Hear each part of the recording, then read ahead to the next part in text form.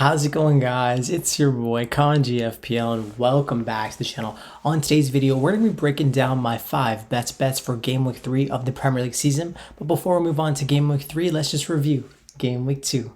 We had 5 bets going into Game Week 2, and we only hit 2 of them, which is a little bit unfortunate, but one of them was actually a 2-unit play, so that actually helped us break even. So over the course of the season so far, we've actually placed 10 bets, winning 5 and losing 5.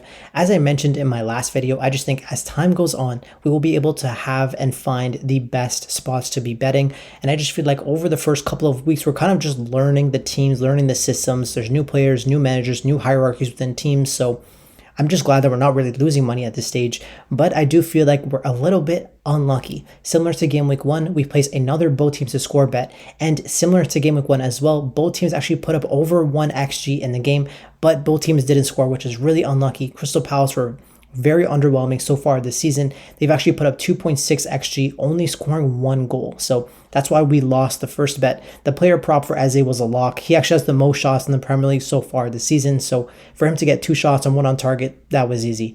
But the both teams to score part was why we didn't win the first bet. The second one was Fulham to win or draw, and Muniz to get a goal or an assist. I did go for the riskier play, which was Muniz to get a goal or assist. I should have gone for the safer play, which was Muniz to have 2 shots as well as 1 on target, similar to what I did with Ebriche Eze, and that would have been at 1.9 odds, and that hit, but that's just how the cookie crumbles. I just should have been safer and smarter, especially early on in the season, before, Muniz has even got a goal or an assist yet, so I should have been more patient. That's my fault. That's a bad read. The third bet was Holland to score and Rico Lewis to have a shot. That was a very good read. Rico Lewis almost scored as well, so glad that that hit as well as it being a 2-unit play. The fourth one was actually supposed to be a Spurs bet on Solanke, but I posted a pinned comment in my video stating that if Solanke was out, then we'd be putting it on Richarlison. If Richarlison was out, then we'd be putting it on Son, and both of those guys ended up being out for the fixture, making it even happier and easier for me to be betting on Sonny because he's also on the pens as well. So glad that Spurs bounced back against Everton at home. It just feels like Everton are terrible without Branthwaite, so that was a really good revenge spot for Spurs. And the last one was Isak to score or assist away at Nottingham Forest, but Newcastle just as a team haven't really been clicking. So I don't really think that was a bad bet. I just think we should just stay away from Newcastle as a whole and wait till they start gelling, because right now their odds are kind of overvalued for the way they've been playing together. So for now, let's just avoid him, but that's how Game Week 2 went. I did want to mention that the future we placed in Game Week 1 was Raya to win the Golden Glove, and in 2 games they've kept 2 clean sheets. I only really expected 2 cleans in the first 5, so we're kind of going into Game Week 3, 4, and 5 with house money. So if we get 1 clean sheet there, we're looking really, really good for that. Overall, Game Week 2 was a little bit underwhelming, but we're not up, we're not down, so we can think with some optimism and move on to Game Week 3. Our first best bet takes us out to Manchester, where Manchester United are going to be hosting Liverpool at Old Trafford. I try to avoid placing any bets in these big games, but this one just feels like a slam dunk spot if I'm honest with you. In fact, Manchester United have conceded 9 expected goals in the last 3 home matches for Liverpool, and in the last 10 games in the Premier League between Liverpool and Manchester United, Liverpool have won or drawn 9 of them, meaning that a bet of Liverpool or draw has a 90% hit rate in the last 10.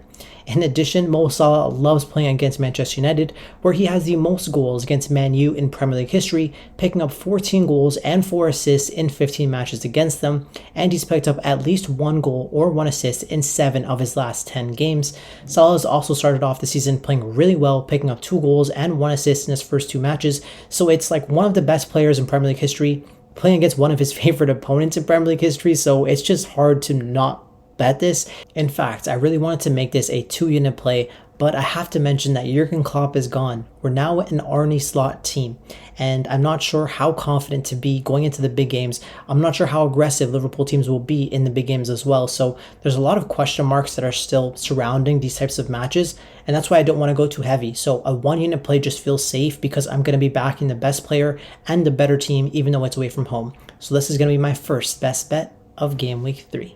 Our second best bet takes us out to the G-Tech Community Stadium, where Brentford are going to be hosting a newly promoted side in Southampton, and my best bet for this game is going to be Bumo to get a goal or an assist, and Brentford to win or draw for 2.05 odds on FanDuel. Now, this bet just feels like it's really obvious because Southampton haven't been playing really well, and I just feel like there's a gulf in quality between Premier League clubs and some of the teams that should really go back to the Championship. No disrespect to them, but whenever I watch Southampton and Leicester, I just don't really rate them. They're not creating enough XG, especially if they're playing against 11 men. And whenever they're going to be away from home, I really just want to be targeting them, especially a team that has a talisman like Bumo, who is a 90-minute man on the penalties for Brentford.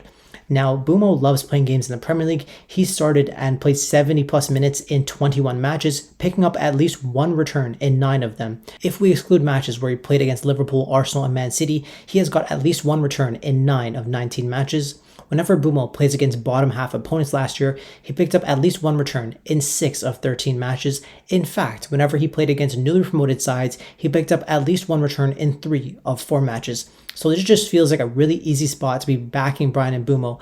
And whenever Tony is not in the lineup, that just means good things for him. He's played 35 games with Tony and picked up 12 attacking returns. However, he has started 25 games without Tony and picked up 23 attacking returns. So whenever Tony's not in the lineup, he becomes more talismanic, not just because of the penalties, but because he's needed more in the build-up play, and he just controls the game more. So that's why it just feels really obvious to be backing Bryan Mbeumo as well as Brentford in a match at home to a newly promoted side. Our third best bet takes us out to Goodison Park, where Everton are going to be hosting Bournemouth.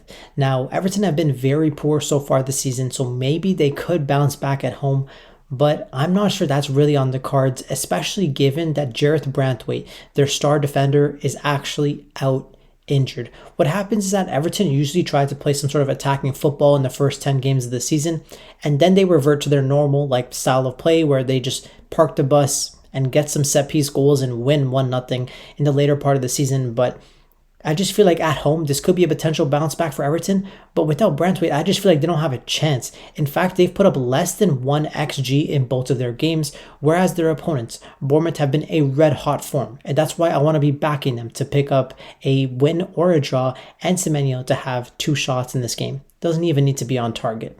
Now, Bournemouth have been really underrated so far this season, picking up more XG than their opponents, Newcastle and Nottingham Forest, in the first 2 matches.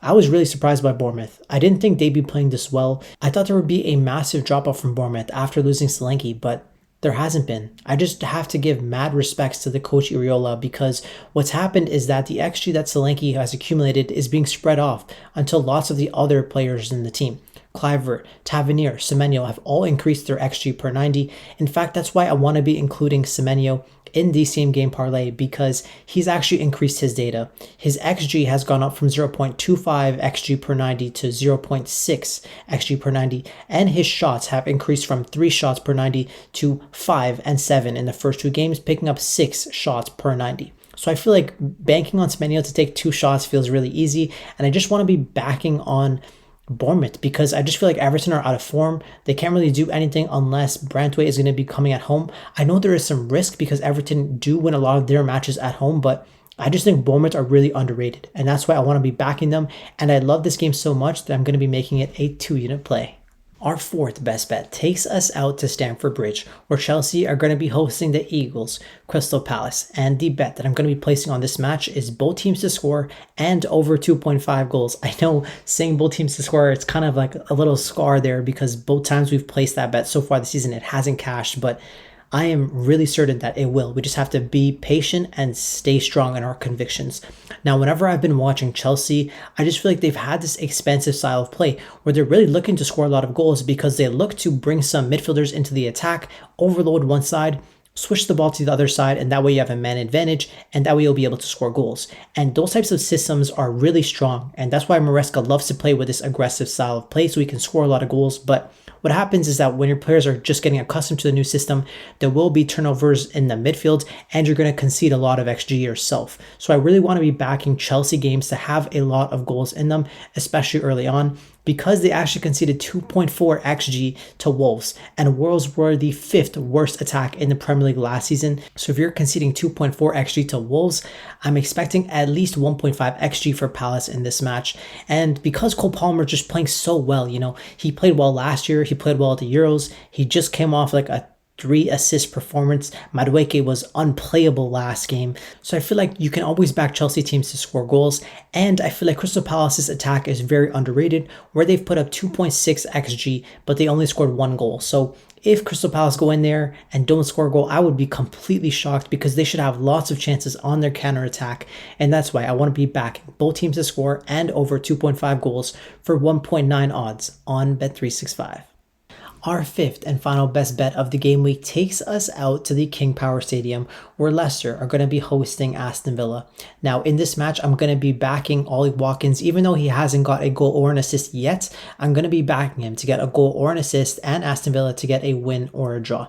Now, I know this seems a little bit risky because Watkins does seem like he's out of form. He had 2 massive chances against Arsenal and couldn't put them in the back of the net. But I think against Leicester, even though it's away from home, they should be dominating a lot of the possession, and I think he'll get enough chances created for him where he'll just score at least 1 goal. Watkins was so consistent last year. In 37 starts, he got at least 1 goal or 1 assist in 21 of those matches, which is an over 50% hit rate, meaning that whenever I can get odds at over 2.0, I have to be backing him. So the next 4 matches for Watkins are just very simple and should be easy wins for Aston Villa, regardless of if they're in Champions League or if he's only going to be playing 60 or 70 minutes in these games. I want to be backing Watkins to be getting a goal or an assist. And I'm going to be consistent with him, betting this exact same bet for the next 4 games in the Premier League. So this is just the first one of 4 more to come over the next couple of weeks. I'm going to be staying consistent with it, regardless of if he blanks in all of them or scores in all of them. I'm not going to be changing my scheme with him. I just want to be backing him to get the goal or the assist.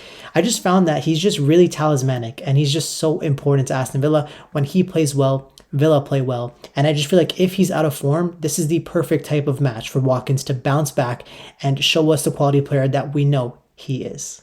All right, so those are going to be my 5 bets for Game Week 3. I really hope that Game Week 3 is all that you dreamed it to be. Talk to you guys again soon. Peace.